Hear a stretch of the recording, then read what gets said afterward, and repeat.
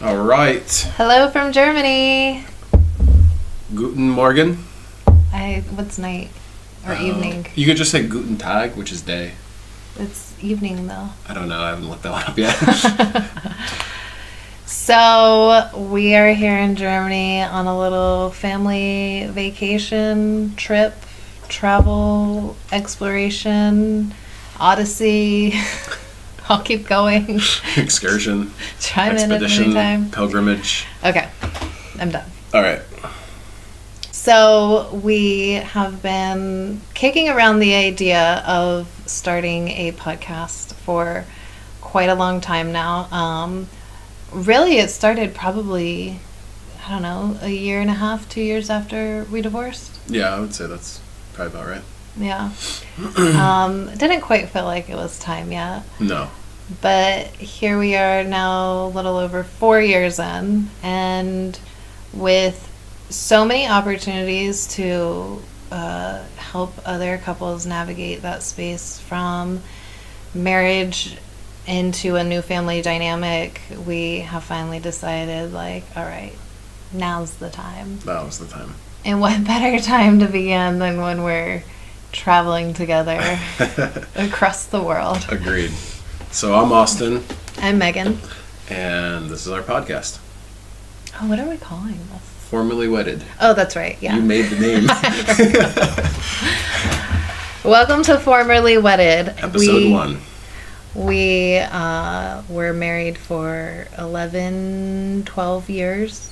11 years to us, 12 years outwardly, I guess. Yeah. When we split up, we took a year to dismantle our marriage and kind of take everything apart bit by bit, put it all on the table and work through it.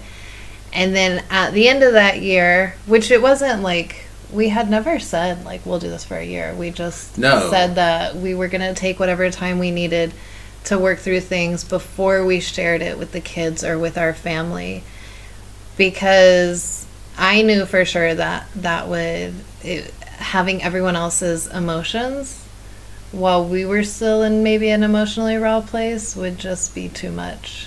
That's well put. I think if I look back at that year, which that started in 2020, it was actually directly before COVID. And when I look back at that year, I think about how emotionally raw I was. Like, I was in a lot of pain, you were in a lot of pain, and the year consisted of a lot of really vulnerable but also hard conversations of, do we want to continue being married? Do we want to, how does our future look? Why did we get married? Like, all these really hard questions that you proposed. And so I already had my answers. Yeah. That year was just like a grace period for you, really. Sure, yeah. And I'm so thankful for that, because I think that a lot of men don't get that. They don't have, they get to the point where, their partner is so fed up with their behaviors, their lack of care for what's going on in the relationship, whatever it might be. And then the woman's just like, hey, I'm done, and he's blindsided. And the way that you did it was, it allowed me time to think and process. I think we're all kind of on the same page that men process slower when it comes to emotions. Dude, you're working on like Windows 97. I don't know. We're on the 8-bit regular Nintendo. You're still on dial-up. Yeah. Killing robots to dial in. Yeah. Well, and I say that I already had my answers because it had been several years of me trying to have conversations with you, trying to elicit change, trying to move in a new direction, which I think a big aspect of that was that we got married so young. And yeah. So we got married, I was 19, you were 21. And almost a decade into that, I was ready to not be 19 anymore. Yeah. And we'd had 3 kids. So we got married because I was pregnant. Right. And I think that's a really important factor to include, because most people hear, like, oh, you're divorced or you're getting divorced or whatever, And they assume that there's this magical fairy tale love story that began the marriage, and really we never had that. No. Neither of us ever were. We literally started dating because, like, you'll be a good time for a while. And then we thought that we'd go our own ways pretty quickly. Yeah. And then, I don't know what, like 6 months in, I got pregnant. Mm-hmm. And being as young as we were, and being that we had nothing, we had no support really, it was either us together or us apart. Yeah. And we just decided that doing everything together and raising our child together would be a lot easier than doing so apart. And I think that our marriage sustained for so long because we were also really good friends before we ever even started dating. Yeah, Because for we'd sure. known each other since we were, I met you when I was Gavin's age, Yeah. which is our oldest son. He's 14. Yeah. So at 14 and 16 we met, stayed friends for several years, ended up married at 19 and 21. Yep. And then we did a great job because we get along really well, and we work so well together. We do. We're really good at teamwork, and with your career and having kids and all of that, it just made sense. That's how we survived those little baby years. Yeah. And it was when Scarlett, who's our youngest, she's now 10. So they're 10, 12, and 14 currently. When she went into kindergarten was the first time in, so she went in a little early. She was 4, almost 5. So they were 5, 7, and 9. So the first time in almost 10 years, I had a moment alone. Yeah. Yeah. And that was when I started realizing all of the ways that I was so alone. Yeah. And so she was 4, almost 5, and then it took a few more years of, like, we were already kind of trying, we were just being married. We were trying to figure it out, and it was not working. And then I started having so much time to myself during the day to really reflect. And then the next couple years it was like double down. And you were just like, I don't know what you're talking about. Everything's great. Everything's fine. What is wrong with you? Yeah. Get a life. Yeah. Where's the sand? Let me bury my face. Yeah, and then when I realized that you were just not ever going to hear me was when I really got to the point that it's like I'm going to be miserable. Yeah. I'm going to be truly alone and miserable, or I can just go be alone and find happiness on my own. Yeah. I think I think one of the important things that I've learned through all of this is the kind of paradoxical nature, which we've heard all of the, the adages or sayings about, you don't know what you have until you've lost it and all of those things.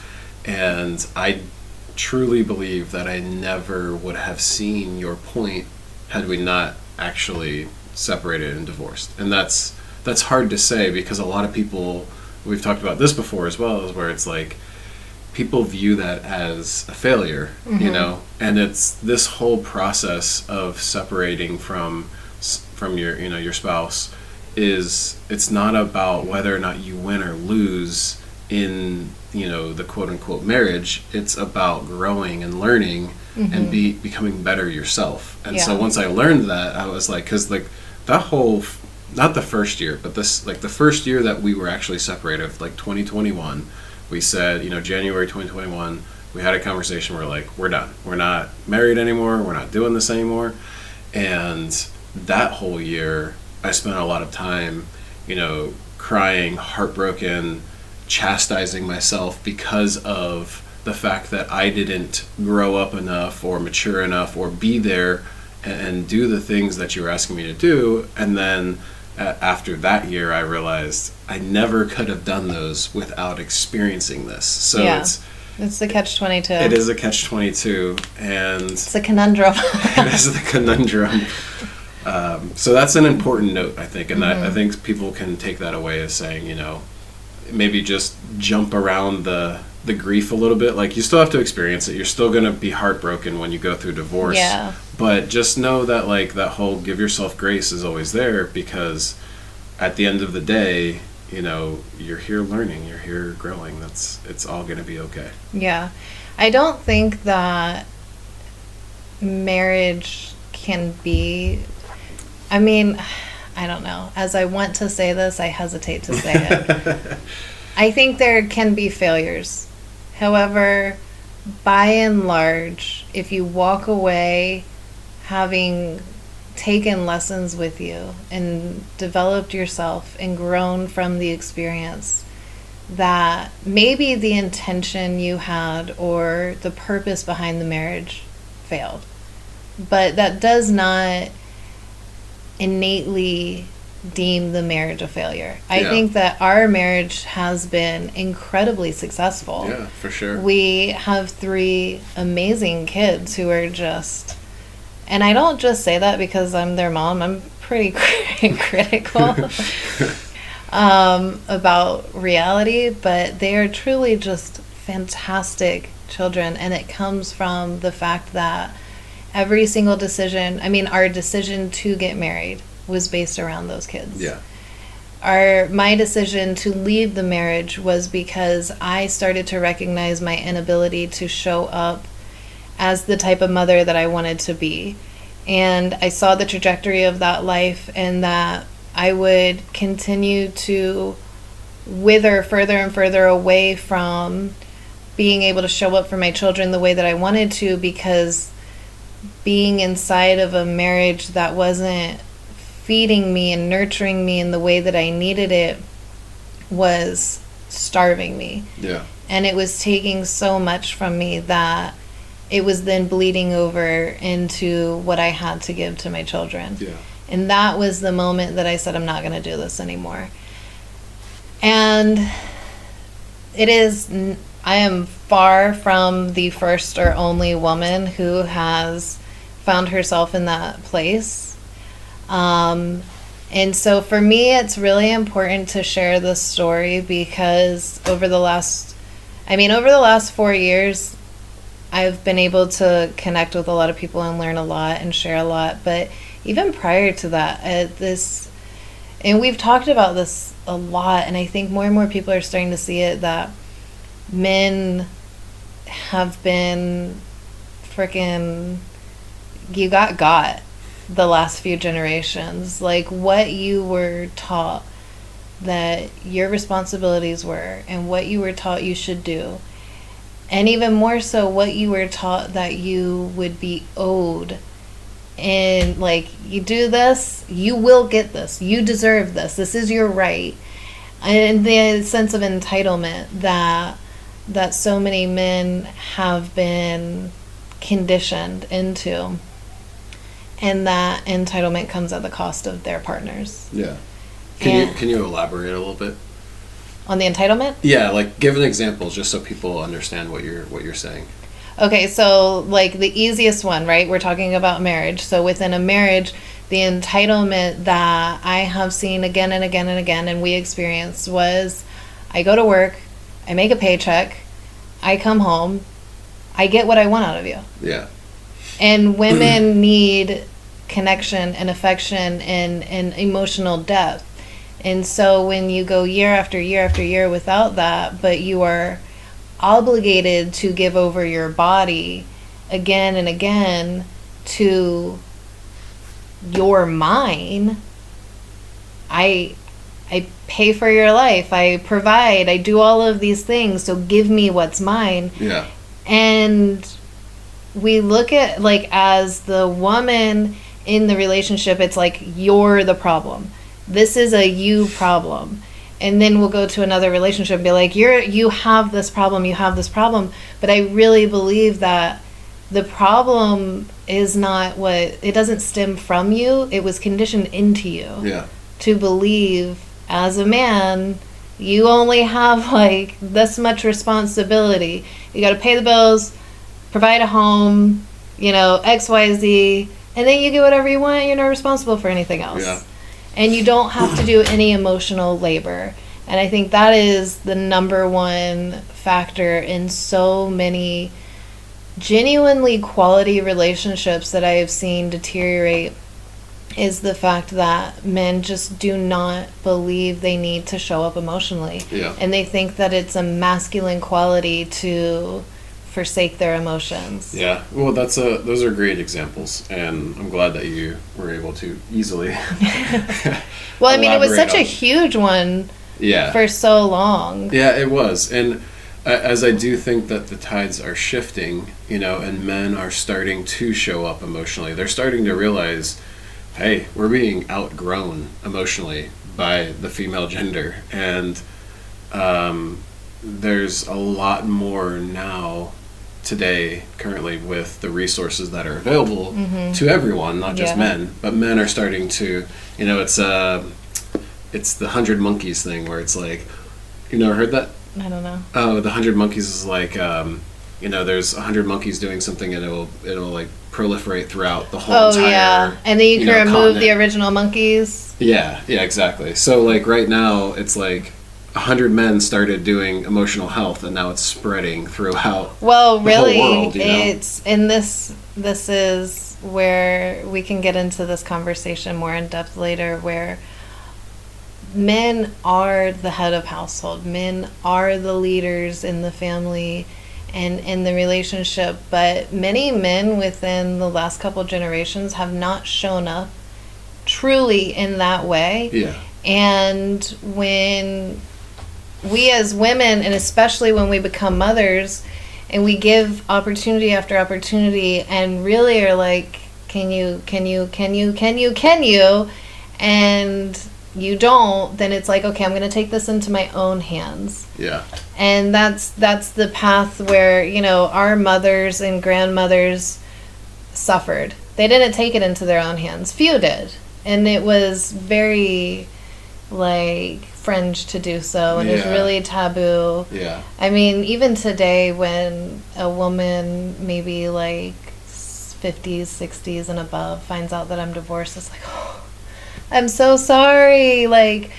And there's just this sense of devastation of how can you do life if you're divorced? And it is almost catastrophic in their minds. Yeah.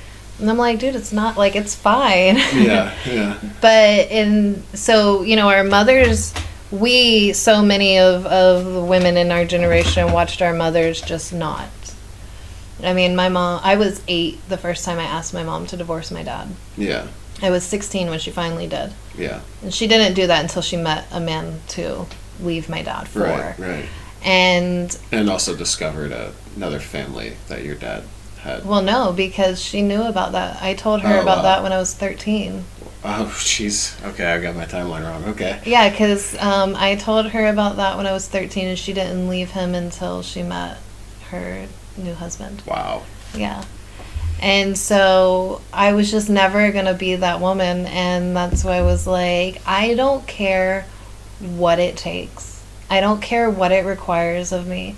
I am absolutely not going to model for my daughter that I'm going to stay in this marriage. And I know a lot of people are going how are you even sitting here saying these things right to this man's face? And he's like, if it was so bad, you wouldn't be having this conversation. But that was the point. The point was I was not going to allow it to get so bad that I couldn't continue to parent with you. Yeah. That it was, I mean, when my mom finally left my dad, there was a restraining order, and it was just terrible. And from the moment we got married, I always told you, I was like, if we ever get divorced, I don't care how much I hate you or you hate me, we'll put that shit to the side. Yeah. And we will figure out how to make it work for our kids. Mm-hmm. And that's what we did. It was a lot of trial and error. Yeah, it still is. Oh, it still is. Yeah, we were in a fight 2 days ago. I was furious with you. But I think where we excel is that we will listen to each other. Yeah. Now. Yeah. Well, and even back then we listened to each other. It's just, oh man, I don't have my phone on me. I'm probably gonna butcher this, but I had written down a really great metaphor for where I was at to where I'm at now. Mm-hmm. And so my first career was in commercial diving, and in diving, when you scuba diving or commercial diving, you use different types of gas, like whether it's helium or nitrogen or whatever you are, to breathe, right? So like back when we were married and we were talking, I could not breathe a separate gas. I could only breathe compressed air. And but listen, when you know now that you've done scuba diving, you know, and you've heard me talk about that, when you go so deep, you get nitrogen narcosis, which is where you feel drunk from breathing the air. So when we would talk, I would literally feel like I'm like I would get more infuriated because I didn't know how to express my emotions because I'm too deep and I'm breathing something that I'm in a depth that I don't belong. Mm-hmm. And then as we separated and as we talked, I was able to switch to that other lighter gas that you don't get drunk. You sound funny on because it's helium, but that was kind of like the metaphor I came up with, because as we now, just like the other day when we were talking, like, yeah, it didn't feel good to feel like an idiot or feel wrong, and that's where the ego comes in to check you and be like, well, like, I don't have to listen to this shit. But if you want to grow and you want to learn and you want to co-parent well, and you really, when you say, I want nothing but the best for my kids, well, guess what? You have to truly mean it. You have to truly mean it, and you have to take away your ego and that personal pride that's welled up inside of you when you're in those moments. Mm-hmm. You have to be able to put it aside and say, am I going to learn to breathe another gas? Am I going to be able to go deeper into this emotional, reservoir and tap into, something that's beyond? Like this is beyond a lot of people. A lot of people don't understand. I don't understand this metaphor. Oh, really? No, I'm just kidding. I mean, I'm hanging on. No, oh my gosh, no. People, I mean, whenever I share anything about you on my Instagram, because I don't hate you all the time. That was a joke. Oh, sorry. That was like a joke. I do have to work through it sometimes. But I think we both choose to lean into the positive aspects of our relationship because, I mean, literally for better or worse, whether or not we ever got married, we are in each other's lives. Yeah. Always. I mean, people that I've worked with or just, friends and stuff that I've seen get divorced, and it's like the same mantra of like, oh, just 18 years or I got 15 years left until they're, it's like. And then your child feels like the burden. Your child is like, okay, well, I've got to hurry up and grow up so that you are no longer attached to this person in any way. Yeah. And I need to shrink, and I need to not need anything, and I need to go on with my life. Mm-hmm. And really that experience, because when my parents split up, my dad went back to Georgia, restraining order, and my mom pretty much immediately got remarried. And when she did, she kind of was like, I'm moving on with my life. And on the one hand, at that point in time, I felt for her because I watched everything she went through for my entire life inside of her marriage to my dad. And so it was like, on the one hand, it's like, I get it. She's finally happy. But on the other hand, all of my siblings and I just kind of felt like, go on, like you go take with a hike, yeah, pal. Like that old life is gone, so just go be in peace. And and the sad thing is that your younger sister was only 11. Yes, and she's still only 11. And so it kind of took that last little few steps of learning how to become an adult away from us. And we were just kind of like thrust into fend for yourselves, even more so than we were inside such a chaotic home and life prior to. And so for me, I was just like, I don't care what it takes, because in the scheme of life, like, yeah, maybe I'm not going to be young and do all of the things that I want to do on my own independently, but it was also my choice to have kids. So Yeah. I'm not going to discard them so that I can go like Live your new live life. my new life. Yeah. But through the intention of really developing the type of lives that we want to live, because we've taken the last few years individually, like, so we put our kids in the middle of everything, and when we have a decision to make, we always balance it based on what's in the best interest of the kids. And then secondary to that, it's what's in our personal best interest. And in the meantime, we both sort of start to develop our trajectory of where am I going, like, where is my life going? Because we do recognize that in the next decade, all of our kids are going to be sort of going off on their own way and not needing us all the time. And naturally, our relationship as it is will evolve and will go more. I mean, we there's no one that I've known in my life as long as you at this point, and we'll never not be a big part of each other's lives. Yeah, But just for the sure. nature of it is Yeah. that we won't be as constantly closely connected because we're not raising young kids anymore. Right, exactly. And so recognizing that, we sort of both are setting the trajectory of like, where do we want to go and how do we want to live? And so it's been really cool because, I mean, just the fact that we're in Germany right now, Yeah. that's part of my trajectory.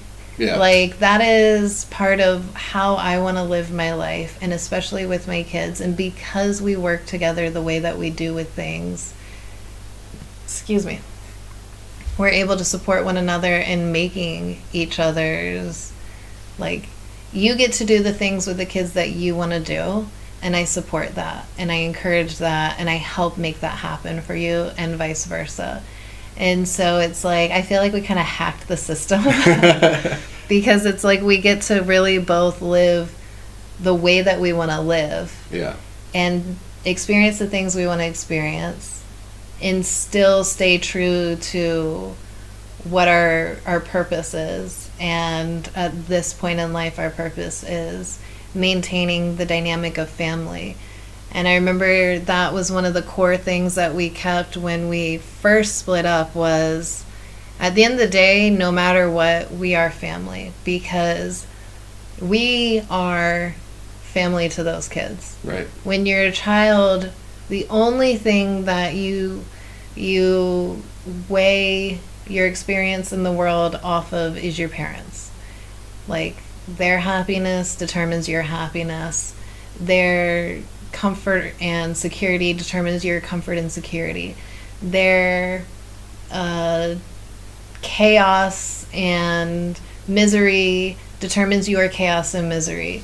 And our ability to acknowledge that has helped, we've maintained a stable home and family dynamic for their benefit. Yeah. And I think the biggest thing about all of it is that when people divorce or they hear of divorce or whatever, it's always about them. It's always about, like, well, what did you do wrong to me? Or vice versa or whatever. And people say that they really put their kids' best interests first, but rarely do they actually do that in action. Yeah. And that's one thing is, so often people are like, this is what I want. This is how I want things to be. I wish I could have that. I wish I could do that. But I'm over here. And when you're over here, it's because you're being reactionary to whatever you're receiving, rather than going, you know what, I know I'm receiving this. And we've both had to do this with each other, is not react. And especially, probably more so me, because you're pretty, like, cool and collected and level-headed a lot of times. And I'm like that until you set me off. And then you set me off and I'm like a fucking, yeah, I know. But That is the work that I've had to do. And it is not easy. Literally the other night, I wanted to push you in front of a train. But that's not in my kids' best interest. All right, that was a funny joke. So that's the thing is, when you have an intention and when you have a purpose and you're like, this is where I want to find myself, you have to really, really do the hard work to where you are taking steps to find yourself in that place, not feeding the ego or satisfying the rage or, you know, all of these very low level emotions that feel so good when you scratch that itch. Like, I wanted to just lay into you. I wanted to scream at you. I wanted to tell you everything you are. Like, that would have felt so good to me. So don't fuck up again, because like I'm on the edge. But I knew that that wasn't going to benefit any of us. Like, it would have made me feel really good to have that sort of like release. But waiting until the next day and sitting down and having the conversation, I was still able to express myself, but in a collected way. Yeah. And improve the situation and resolve the matter. Whereas had I gone the way that my ego desired to go, it would have just made everything so much worse. Yeah. And so my steps are to follow towards the intention that I set. And I mean, I'm the one that really, like, I'm the reason that we're all even here. I'm not going to be the one that also ruins this experience for our kids because I can't control my anger. Yeah. And that was something that I definitely learned not to do growing up. Well, it's tough. I mean, you know, especially if you are kind of pre-genetically predisposed to violence and anger and all, you know, the outbursts. And I would say that I'm definitely less like it once you get me there, but it's rarely ever been between us, you know. I can get angry when we're talking sometimes, but it's usually like when I'm like about to be in a fight or something. Like I can feel my like the other day when we were walking and the random cocaine addict was like hounding our family. It was like my nerve, like if I had hair, it would be standing straight up on the back of my neck because I was ready to like. Well, see, and that's one of the things that trauma, like when you carry trauma with you, when you set me off, it puts me into that same state, exact state of fight. Yeah, and that's something that I've had to understand about you over time. And so working on those things, like my work has been different, you know. And actually something that we were talking about earlier about, you know, okay, let's break this down. We are 4 years divorced. We've taken a trip to Europe now. We're sitting in Europe, in Germany. We went through Amsterdam together. We've lugged an ungodly amount of bags around all over the train stations from Amsterdam to Germany. German trains. Oh my gosh, it's been really fun, but it's been crazy. But we're here and we're doing this. It's yours and the kids' first time leaving the country, so it's like there's that factor. It's super overwhelming. It's like, I mean, like I'm looking up words in German, asking, you know, trying to pronounce German words. Like it's very overwhelming. Like what are we gonna do for money? Because we gotta exchange our money. There's just so many factors. But the money, I'm glad it's coming into the conversation naturally, is because that's what so many people focus on is, you know, there's comments on your Instagram and there's comments made to me, you know, like years ago, one of my own family members was like, well, what are you doing about money? Like, why, like, you still paying for it? And I've heard that from so many friends, so many random people that talk to me, like, oh, this will come up in our conversation and we'll be talking. And it's like, that is the first That's what people care about focus. So much. And my answer is the same every time. We're doing just fine. We're doing just fine. Well, so if we were still sleeping in the same bed, which is really what people care so much about. Yeah.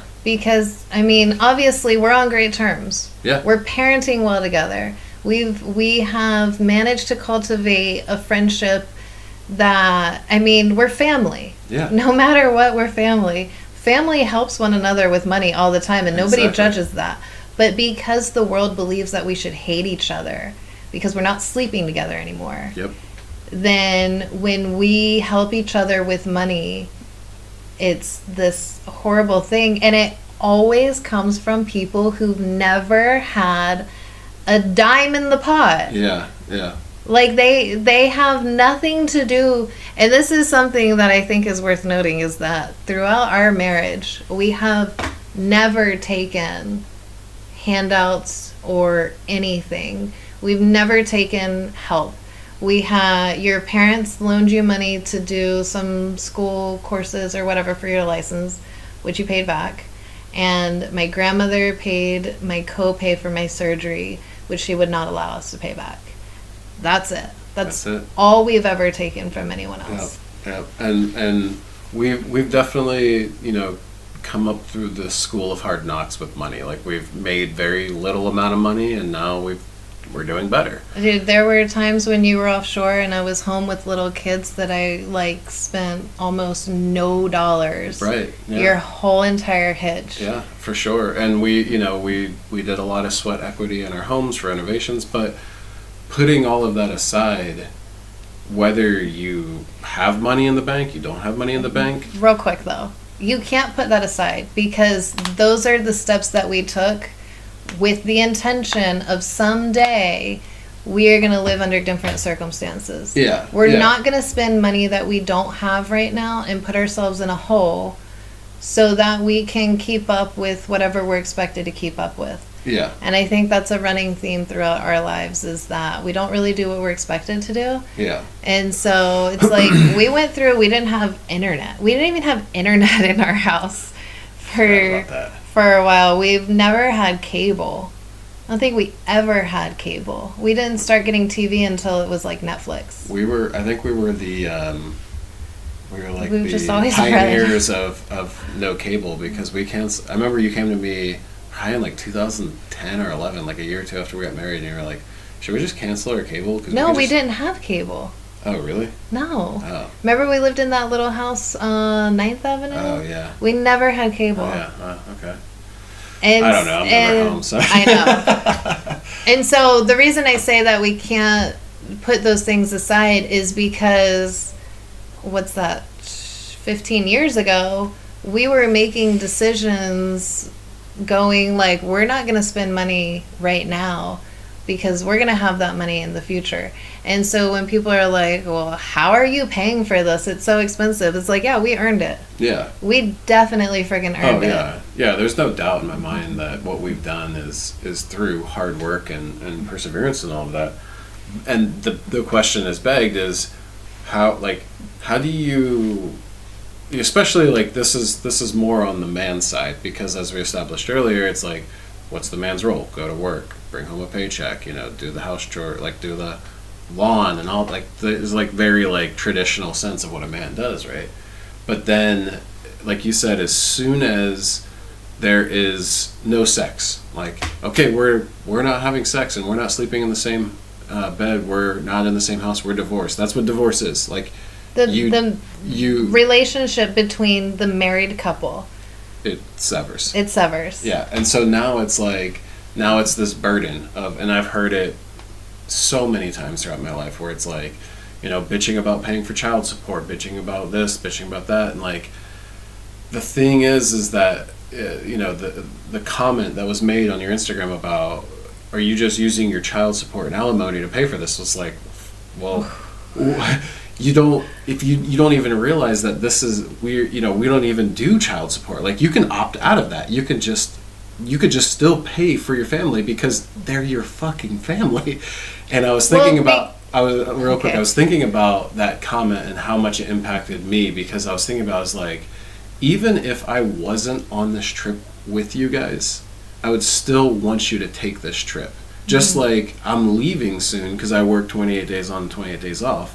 So I only get a few weeks here, and you guys are most likely going to stay here and continue on traveling. I love that you guys are going to have the experience and the bonding together. And it's like, don't you want your kids to be with their mom? Don't you want them to experience things and have good memories and grow up to be healthy and intelligent and respectable people? And it's like, as specifically as men, and this can wander into and kind of interlap. I don't know, whatever. I can't think of the word right now. It will cross over into a woman's world as well, because there are, now it's women that are breadwinners and stuff.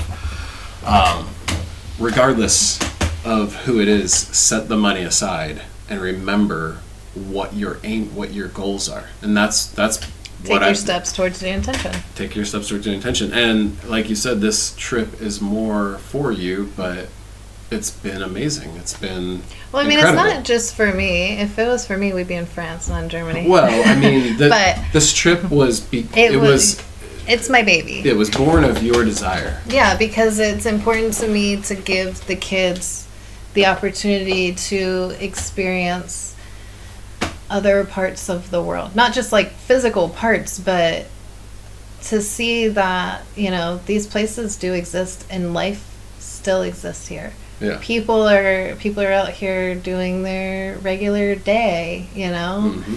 And when you vacation and you go to resorts or you go to Disney or whatever, everyone around you is on vacation. Right. And so for me, it's so important to travel because, I love it. My soul needs to move about the world. I don't know. It's just always been a thing. That was also a difficult thing for me in our marriage because you are gone all the time for work. When you would come home, you just want to be home. And so I rarely had the opportunity to travel because you just wouldn't do it. Yeah. And that was something that I was like, I don't know why. It's just if you get it, you get it, But within our marriage and when you were entitled to dictating things, I didn't have the opportunity to live in the way that I wanted to live. Yeah. And as I moved myself into the space where I was able to do that, and as our kids got older, it became really important for me to give them the opportunity to see life being lived, not going on vacation and we always do really cool things and touristy and fun stuff, and we'll continue to do that, but we also get into the real world. We're in this little village right now. We're not in any major city or touristy place. Mm-hmm. I don't even like being in those places. Yeah, I agree. Yeah, I think that is something for me though that I felt like needs to be expressed very well within the needs this idea of like taking the money out of it, because this seems to be a huge, like, that is the first thing that people focus on, and that if you can start to pull back from that, because that's how I was raised. Make your money, do your things, that's it, It's just money. And that is what you need to get by. Mm-hmm. When you stop looking at money that way and you stop thinking about it so much and you just start focusing on the experience. What does the money provide? Yeah, And most people, they are so focused on money and they have so much fear and scarcity around money, but they can't even tell you what their money provides to them. Right. And what value does your money bring to your life? Does it make you just feel good about yourself because it's there? So when you die and you still have a conscious awareness of your sense of self, how do you feel about yourself then? Because your money's not there anymore. Right. And for me, and I think that's one of the things is you were raised that way, but you also, that didn't really stick with you. Yeah. You've never been so concerned about money. You've actually been very frivolous with money because you don't care about it. And I am totally on the other side where I'm incredibly frugal because I know what it's like to live without it. Yeah. And so we've had to balance those aspects. But it's helped because you have helped me, like, because for me, it's like, I'm just going to keep all of it. And then when I want to do something, then I'll spend it. But you're like, it's okay, you know? Yeah. And for you, how you've learned to not spend so much. Yeah. And so we really help find that middle ground that now we can teach our kids from that space. That's right. And so while, yeah, we get to travel and we get to do these things, and there's never any time that we have to want for anything. That doesn't mean that we just, there it is, we go, oh, that kind of, my finger that I sliced. Careful. I know. That doesn't mean that we just immediately go and spend the money, but we set the intention and the goal, just like with the property, right? Yeah. So we're buying your dream property right now,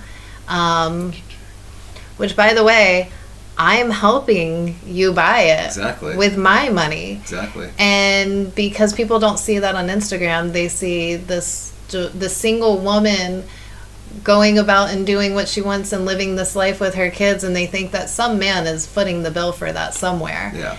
And they don't even consider, like, maybe I'm helping you too.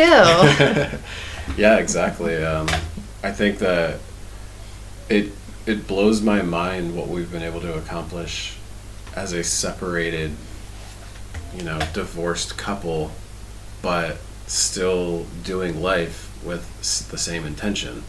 And I look forward and see what other people will be able to gain from this and be able to start saying, like, what is the most important thing about why I want to separate? Yeah. Why do I want to be separated from this person? And then how do I take the steps necessary to be able to live life with them still? Maybe, not everyone's friends like us. Maybe it's less not all involved. circumstances will allow. Exactly. But I think more than not do. It's just that people can't get around their own head. Yeah. And their own ego, and they can't let go of how they've been wrong, because everybody loves to be the victim. Like, we are the most comfortable when we can blame someone else. If I could sit around and be like, you know what, our marriage failed because you didn't show up to it, and blah blah blah blah blah, and all these things, I have every right to make all of those claims. But to what end? Like, who does that benefit? Yeah. That just helps me sit in this place of, I'm a victim and I don't have to do anything because it's not my fault. Yeah. But instead, I choose to do the really hard work to kind of help pull you out of that mud, because at the end of the day, the better you are, the better of a father my kids have. Yeah. And I think that's and the better of a friend you have. Yeah. Oh, thanks. See, we do like each other. Oh, we're like literally stuck. I don't really have much family besides you anymore anyway, so thanks for that. What's that song? Thanks for being a friend. I don't know. Yeah, it's like a old sitcom. I feel like it's like Bill Cosby or Steve Harvey or... Sure. I don't know if I can know. Anyways. Happy Days? No. Oh. I know that one. I don't know. Anyway, so I lost my train of thought, so thank you for that. Well, I think what you were getting at makes another important distinction is you were saying that you pulling me out of the mud and the muck and the mire. Yes, that was my point, was that's another aspect of it that people just are completely blind to when they're in their victim, or they're in the blame game, or whatever it is. The traditional divorce dynamic that we have in the United States is, which I think we probably divorce way. Actually, the family sitting behind us on the plane, I think you were sleeping. So we flew We flew from Houston to London, and there was a Pakistani family sitting behind me. And I got up to go to the restroom, and the kids were all grown. Like the son, I was talking to him, he's 24, so it was an older family. And the mom stops me and she goes, "How do you eat? Like, what do you do? How do you take care of your body?" And I was like, "Oh, I listen to my body. I feed it what it wants to eat when it wants to eat it, and I don't force anything else on it, and I really don't force my body. I take care of it based on how it determines." And so we got into that conversation. And we were just talking and everything, and then it came up that, like, where are we traveling and all this and everything. And I was like, well, we're actually divorced, but we make it a point to take our kids on a trip together every year. And so this is like a big one. And she was like, "Oh, that's really sad and everything." And she's like, "I feel like it's a very American thing. Everybody gets divorced in America." And it really, really is this. I don't think it's necessarily that everyone gets divorced. I think we're going through a shedding, because not very long ago, no one got divorced. Right. Yeah. It was so traditional. It was like unheard of. You would stay miserable so you could stay married. Mm-hmm. And then we're going through this transformation where we're saying, I'm not going to stay inside of a marriage that's not feeding me in some way, that's not growing me and isn't helping me be my best. And many, many, many people find themselves in a marriage that removes them from their best. Yeah. And so what we focus on is helping one another become our best selves, because I know that if I go through the muck and the mire with you, my kids will not have to suffer that with you someday. Yeah. And you will be able to give them more as a father when you have someone to lean on and someone to support you and help you than you will if I'm just like, fuck off, you're an asshole. Yeah. And vice versa. I mean, last year... Well, that was going to be my point. Yeah, no, go ahead. Well, yeah, exactly. As you went through probably the hardest year you've ever gone through. Yeah. And because you had taken time to help build me. You had taken time to help show me and say, hey, look, this is how you can actually grow if you want to listen.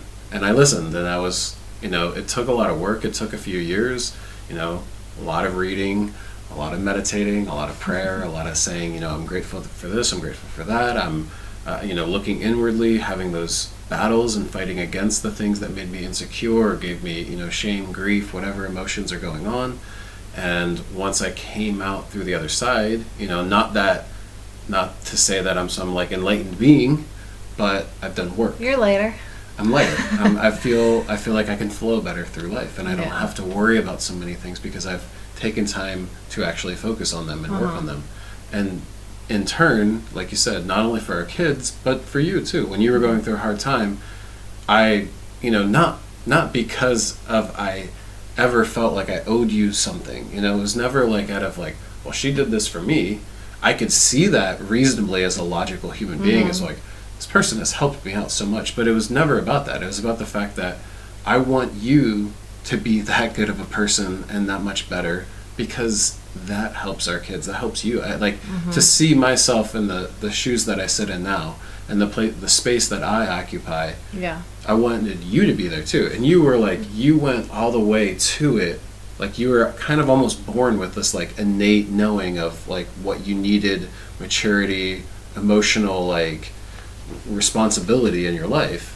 But then you had to work through those, and we can get into all of that. Like there's so many like ideas that I'm having, but I think this is a good spot to stop at. Yeah. And then we'll come back and do some more. Sounds good. Cool. All right. Anyway, thank you for being here for our first chat. Yeah. Formerly Wedded. Wedded. Dankeschön. I do think that it is, in the name of transparency, it's important to clarify that we have maintained our legal marriage. Oh, yeah. So, similar to, because people are like, oh, so you're still married. It's like, no. The same way that people can be common law married, where they live as if they're married, but they've left the government out of it, we are common law divorced. Hey, let's make this a thing. Yeah, it is. We already have. We still want the tax benefits. Exactly. We live as if we're divorced, and we're very open about it. When we date people, we tell them up front. But we have chosen to maintain the legal status of our marriage because at this point, neither of us need to be divorced for any reason. You get a great tax benefit. I get to stay on your insurance, and also it provides a safety barrier, in our opinion, for our family and especially our children, because there's no court orders that our kids' names are not on any court documents anywhere. Our goal is to get them raised up at least until they're well into their teens, until we go through that part of it, because just with the temperature, the climate of the world these days, we just feel like it's the better option. And if we don't have to do it, then we don't. We've managed to navigate everything in our own ways. And the court really only acts to, what's the word? Like mediation. To mediate, and we don't need a third-party mediator. We've worked really hard to be able to do that ourselves. Well, and another great point. I know we said we're going to end, but we've got a few minutes before we're at an hour. So this is something that you see time and time again. A friend of mine, a coworker of mine, just went through a divorce and spent well over what we spent on our first house on lawyers. Imagine that money being funneled That's why we're families. In Germany. Yeah, because we haven't wasted money on lawyers. We haven't spent a dime, except for therapy, which is not wasted money. No, therapy, not at all. Go spend the money on therapy. Whatever kind of therapies you look into, go do that. The healing, all of that stuff. Spend your money there. Save it for the lawyers. They don't need it. Yeah. They've got 1-800-BAD-DRUG and all that stuff to make their money on. Bad drug. Bad drug. Yeah. So yes, in the name of full transparency, I thought that would be important to share. We're common law divorced. Yep. Now that we're gonna put this on the internet, Uncle Sam's gonna come for those tax dollars. Yeah, I know, right? Freaking Uncle Sam. All right. Guten See you Tag. next time.